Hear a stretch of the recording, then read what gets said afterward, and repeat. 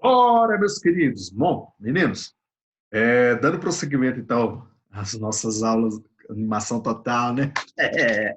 Dando prosseguimento, então, à nossa aula aí, essa parte 2, tratando-se sobre a questão do antigo regime, do absolutismo monárquico, nós vamos, então, nesse momento, né, entender todo esse processo dessa formação, digamos, do antigo regime e do absolutismo monárquico na Europa, né? E depois eu vou trazer para vocês os teóricos do absolutismo monárquico.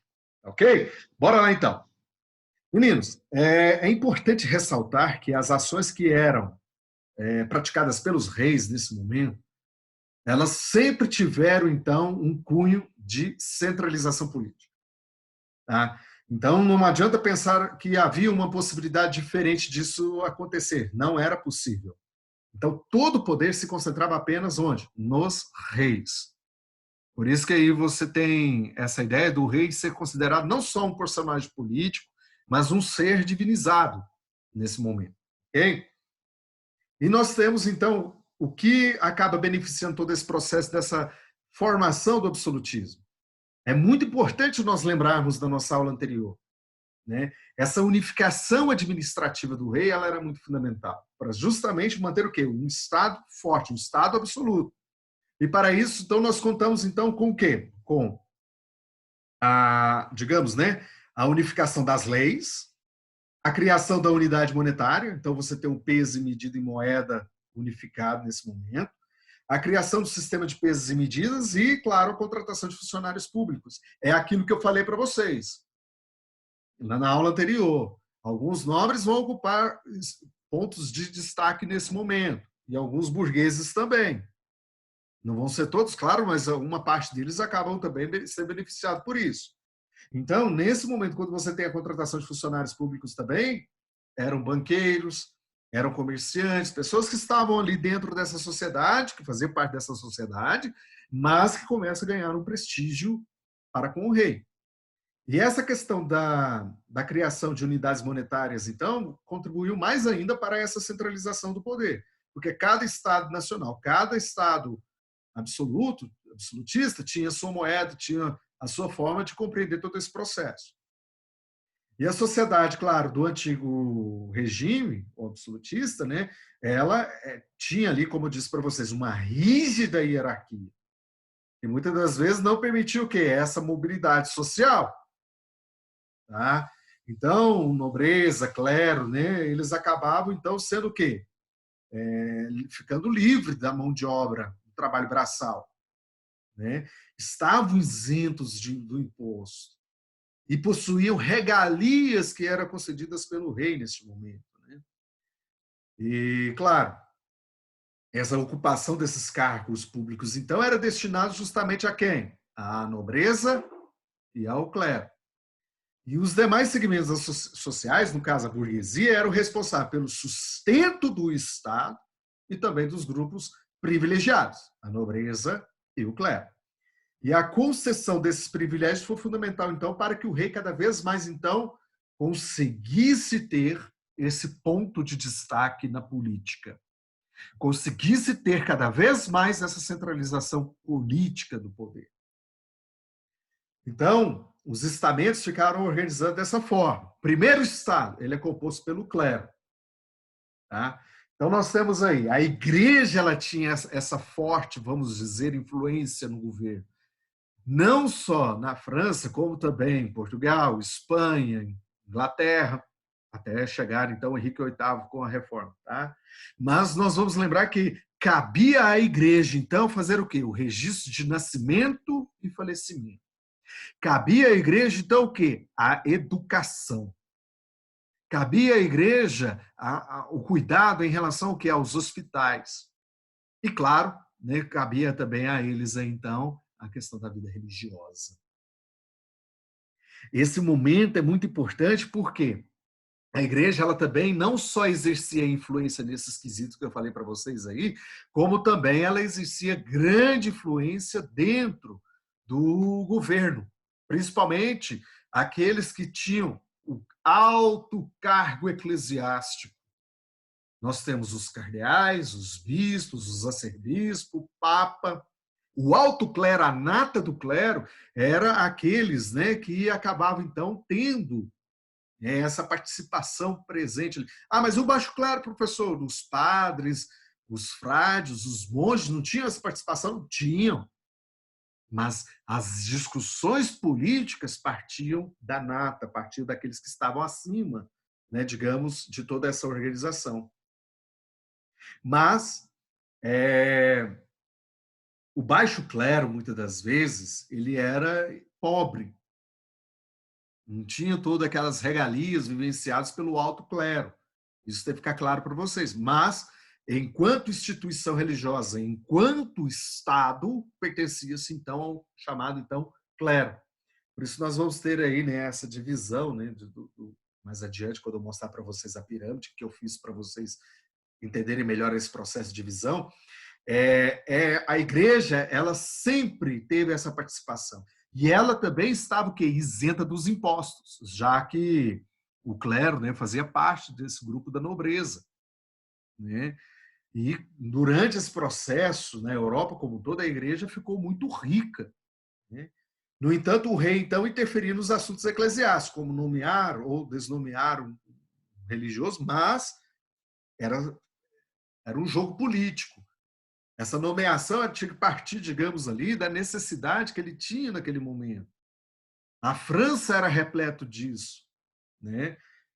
E, claro que nesse momento aí, qual era o objetivo da igreja? Reafirmar que o rei era o representante de Deus na terra. A igreja fazia isso. A igreja nomeava esses reis, né? Aqui nós temos uma representação, né, do período moderno.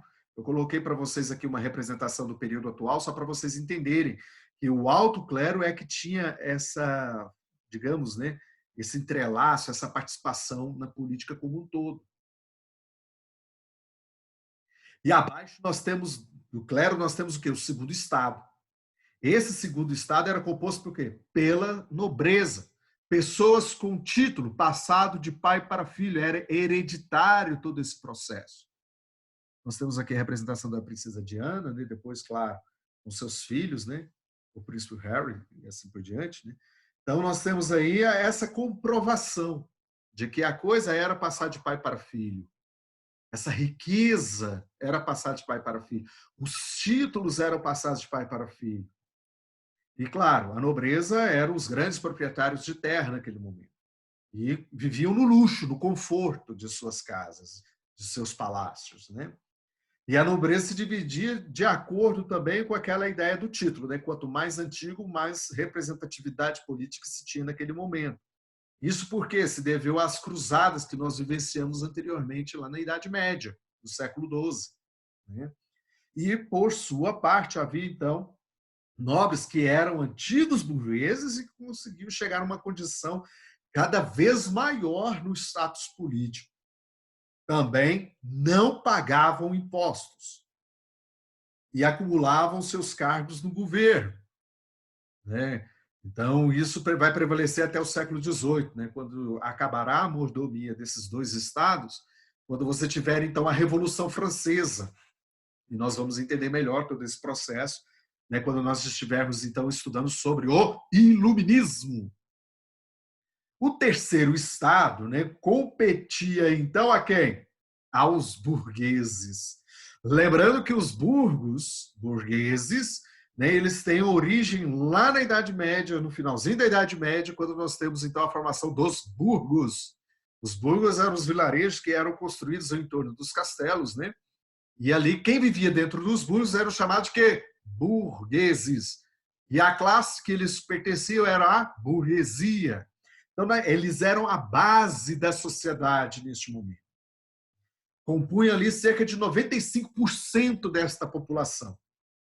Tá? E nessa classe estavam, então, destinados ali aos comerciantes e aos profissionais liberais. Lembra das corporações de ofício, né? Então, nesse momento aí, é importante ressaltar a importância que eles tiveram lá atrás e que eles vão ter agora neste momento. Nessa camada também estavam, né, os camponeses e os criados dos nobres, tá? enfrentavam dificuldades dia após dia para ter aí o pão de cada dia, né, para garantir a sua sobrevivência, né? E sobre esse terceiro estado aí recaía todos os tributos, todos os impostos que não eram cobrados nem do clero nem da burguesia, eram que recaíam sobre eles. Então eram eles que garantiam o luxo, eram eles que garantiam então, né, digamos, a pomposidade do primeiro e do segundo estado, inclusive do próprio rei. Eis então a organização social então da pirâmide neste momento, para vocês entenderem melhor. Então, no topo da pirâmide nós temos então quem? O primeiro estado, o clero, bispos, abades, padres, frades, monges, né? O ramo, aí claro, né? Todos eles compunham o chamado então ramo secular, né? E essa parcela do clero, né, que desempenha atividades então voltadas para o público, né, eles exerciam também administrações políticas, tinham ali seus anseios políticos. Então, por isso que eles ocupam o topo desta pirâmide. E aqui, como eu falo sempre para vocês, né, no elo de ligação dessa pirâmide aqui está quem? O rei. Clero, nobreza, burguesia. Segundo estado, eram os guerreiros, né? Eram eles que lutavam, era a parte que cuidava do militarismo, mas também recebia, né, todo o apoio do rei neste momento, né? E, claro, garantia também o quê? A sua sobrevivência, mediante o quê? A aliança feita, né, com acordos políticos e tudo mais com o rei. Os títulos de nobreza eram concedidos a eles. E na base da pirâmide nós temos o quê? O terceiro estado, representado então pela burguesia, os camponeses, os trabalhadores livres, mas que pagavam altos tributos, então, né, à coroa. Então, nós temos o primeiro estado é o clero, segundo estado, a nobreza, terceiro estado, então, nós temos aí a burguesia. Ok? Era injusta essa divisão? Era. Mas era o que realmente prevalecia durante todo este período. E, claro, não poderia ser diferente, então, a construção do absolutismo monárquico, então, em toda a França. Então, nós vamos ter aí o caso, né, muito presente na França, né, que nós vamos ter, então, a, a ascensão de Luís XIV, né, que é o grande, né, rei nesse momento aí. Claro, teve seus problemas políticos e tudo mais, mas ele é ele que traz, né, esse sentimento, é ele que traz essa questão do ápice, né, máximo aí do poder absoluto para dentro da França, quem traz é ele. E, claro, durante a dinastia dos Bourbon, né, o poder político, então, concentrou-se então, nas mãos dos reis. E o reinado que nós vamos ter como marca de tudo isso é o reinado, então, de Luís XIV, como o material de vocês já apresenta na página 47. Né? Ele foi proclamado, então, como o Rei Sol. Ó, né? Construiu o imponente luxuoso, então, chamado Palácio de Versalhes, né? Próximo a Paris, onde então viveu com a corte francesa ali dentro. Tá? É dele, né, aquela frase memorável, "L'État moi", quer dizer, o Estado sou eu. Quando ele afirma isso, demonstra claramente que o poder agora absoluto é dele. O poder que ele quer, né, que ele tanto ali tem ali, é dele. Né?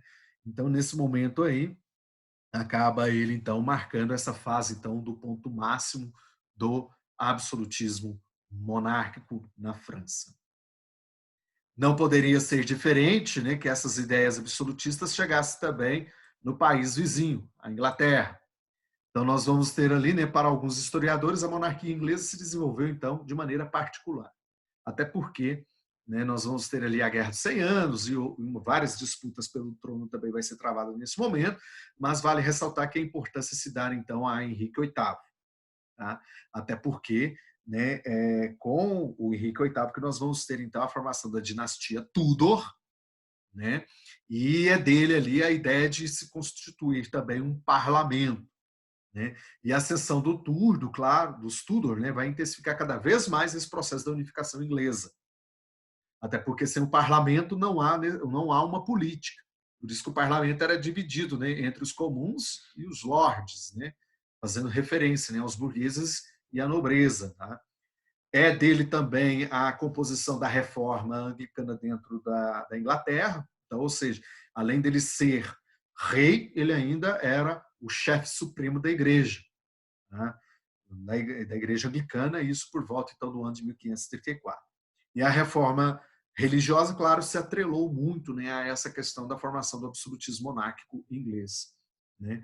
E, claro, quando Henrique VIII expulsa a Igreja Católica dos seus territórios, as posses que eram da Igreja passam, então, a pertencer ao Estado. Tá bem?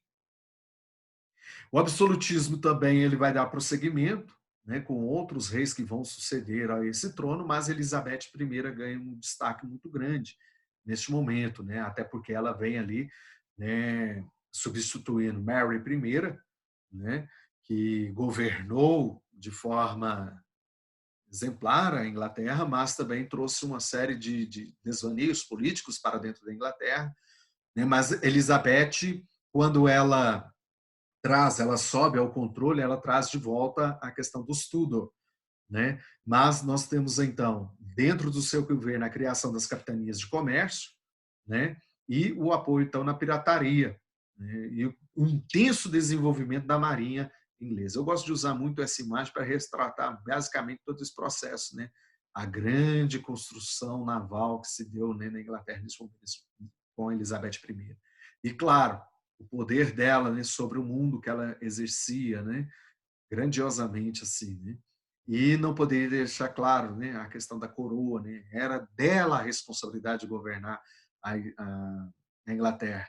E é dela também a vitória sobre a invencível Armada Espanhola em 1588. Né?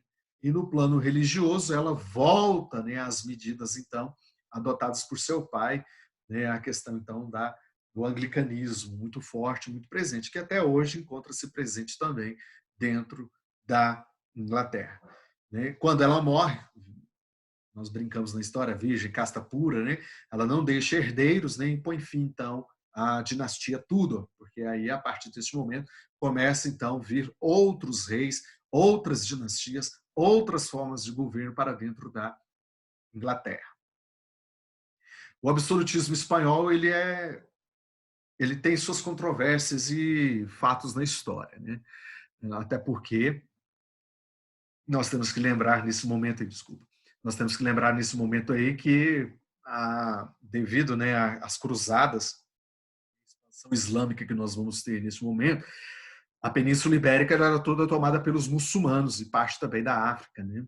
Então, mas o reino espanhol era dividido entre Leão, Castela, Navarra, Aragão e os condados, né? E isso trouxe, né, uma série de entraves políticos nesse momento para que se consolidasse, então, o absolutismo espanhol. Isso só vai ser possível quando você tem a guerra de expulsão dos muçulmanos do território. Quando se expulsa os muçulmanos do território, aí sim começa a haver, então, a possibilidade de se pensar numa centralização política.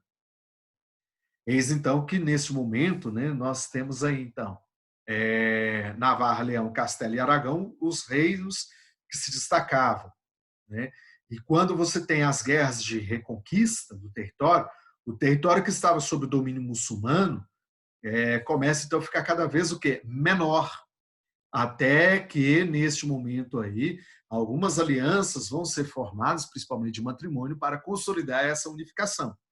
Né?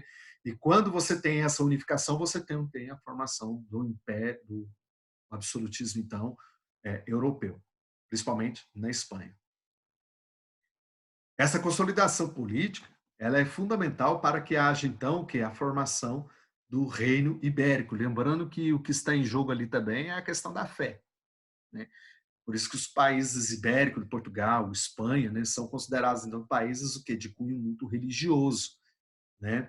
Então, quando você tem a união matrimonial realizada nesse momento para unificar o território, o rei, o processo todo ele de unificação fica a cargo, então, de quem? De Castela. Né? Lembrando que Espanha vem de Hispânia, que é uma derivação do latim, lá da civilização romana, né? Hispânia, né? Que era assim chamado.